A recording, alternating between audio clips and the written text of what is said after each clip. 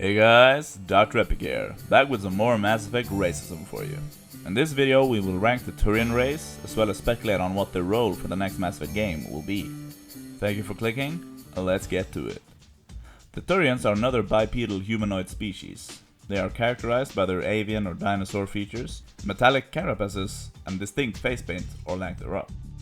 The face paint is a culturally important feature to the Turians, as your face paint details which planet you come from and call home. Having no face paint makes you seem like a fence sitter apparently, and can let you be slammed with a devastating burn known as barefaced. This trend stems from Turian history as a society with many interstellar colonies, each with their own culture, though after the Unification War, Turian society is pretty much unified within the governmental structure known as the hierarchy. Turians are no strangers to war, and their society reflects that, in many ways reminiscent of a fascist human state and the society in Starship Troopers in regards to the glorification and reliance on military values and doctrines. I mean, all Turians go through something that they call boot camp.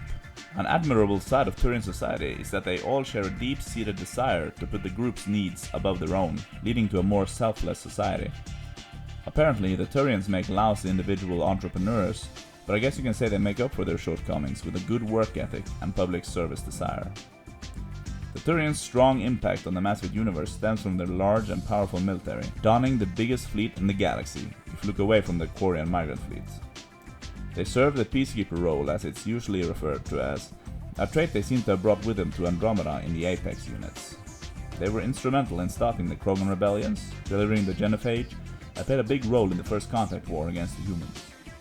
Turian haters refer to the Turians as imperialists since they kind of assimilate the other species and treat them as so-called client races like the Volus, establishing so-called protectorates, though to be fair the Volus themselves petitioned the Turians for client status. During the Reaper War, the Turians were crucial in fighting the Reaper forces. Their humongous fleet was a big war asset, and they, represented by their Primarch, had a noteworthy role in whether or not the genophage ended up cured or not. And a lot of other Turian characters have been very important to the course of the story, like the Turian Counselor, Saren, and Garrus. As for the role of the Turians in Mass Effect 4, I would expect to see a lot of the Turians in the Mass Effect 4 story. Like the Salarians, this is a race that has profound impact on the evolution of galactic politics and society. The Turians are the reason that the Krogan rebellions ended the way they did, genophage wars and all, and they're largely to thank for the defeat of the Reapers. Some of the bloodiest fighting took place on Palaven and in preservation of Turian worlds. The miracle at Palaven is a fantastic example of the brave and genius fighting the Turians and their allies had to pull off to give Shepard and the rest of the galaxy a chance at utilizing the Catalyst and ending the Reaper War. The Turian military has long been Galaxy's biggest and most powerful professional military of the generally powerful Citadel races, pound for pound. My impression while playing Mass Effect 3 was that the Turian military's efforts against the Reapers were far from being without cost, with many Turian colonies and even their homeworld being quickly and devastatingly overrun by the Reapers at massive cost to life and infrastructure. The Turians, alongside Batarians and humans especially, appeared to take the brunt of the Reaper menace and damage, being invaded early in the war and engaging the Reapers with large forces consistently compared to races such as, for example, the Azari and Salarians. What I'm saying is that for Mass Effect 4, it's not really given that the Turians will be the strongest military anymore. It's not given that there will even be a singular race powerful enough to act as a galactic policeman or peacekeeper. For this, the Krogans are actually, historically speaking, probably the best contender. This will largely depend on how far into the future the next game is set. The further into the future, the better armed and powerful the Turians will likely be. And another factor is obviously which ending is the canon ending. If the so-called destroy ending is what the next game is based on, then I imagine we see the Turians be more isolationist and step away a little from their traditional peacekeeping role, while replenishing their populations and repairing their society. General war reeling and unrest might result in a rejuvenation of the Unification War perhaps, as some colonies might see their chance to regain larger amounts of autonomy from the Turian hierarchy. Some Turians might see the state of the galaxy as being ripe for imperialist expansion, with probably many worlds laying dormant after Reaper abuse and completed harvests. I imagine the politics around claims on harvested worlds would be an interesting lore point for the next game. Other than something like that, or if some old tensions flare up due to human or Krogan expansion, then I can't really see the Turians acting as some malicious force in the galaxy in a destroy ending scenario. The possibilities are, however, endless, especially if some Andromeda Turians decide to show up in the Milky Way. Who knows what they might contribute. I think we all want to see the Turian military fighting and hopefully decimating the Ket.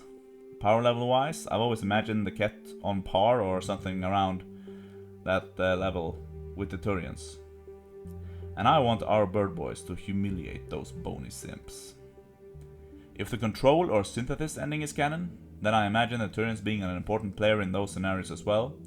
The control and synthesis endings are two kinds of happy forever after type endings, so if those were to be the settings for the next story, something must have gone wrong, like the Shepherd AI being evil, also known as the average renegade purist player, or the Reapers returning to being evil, or being used for evil by someone or something else. In such a world, I can basically only picture the story being kind of a rebellion type story, like Star Wars or Half-Life 2 on a galactic level, for example. Any remaining Turian military forces, or some of the massive amounts of Turian equipment littered throughout the galaxy, would be very helpful and perhaps a game changer in such a scenario. Who knows, Palaven and some secret moons might even transform into a sort of resistance capital against the enemy. Again, if some Turian reinforcements and their allies from Andromeda decide to show up, that could also alter the power scales, likely significantly, in the favor of the people allied with them. If the refusal ending is canon though, then things could get interesting, or very uninteresting.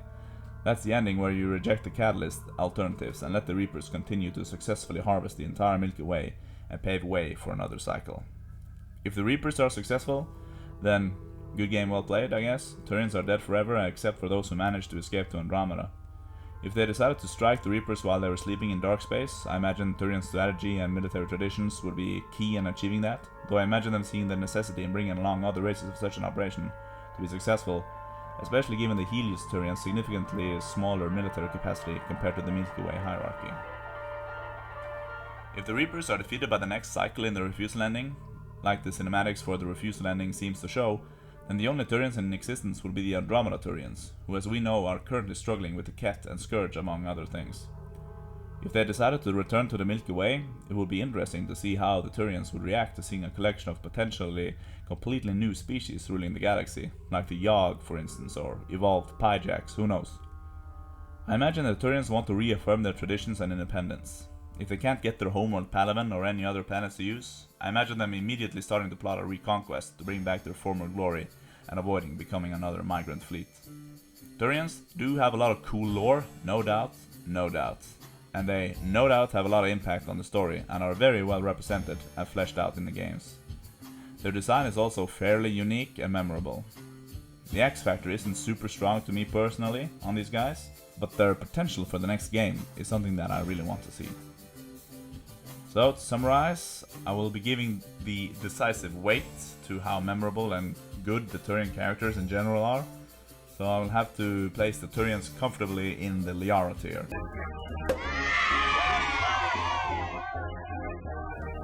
What do you guys think though? Did I place them too high or too low? What do you think the Turians will contribute to Mass Effect 4? I guess that's all for now. This is Dr. Epic signing out. Like if cool, dislike if cringe. And remember, destroy that sub button with overwhelming force.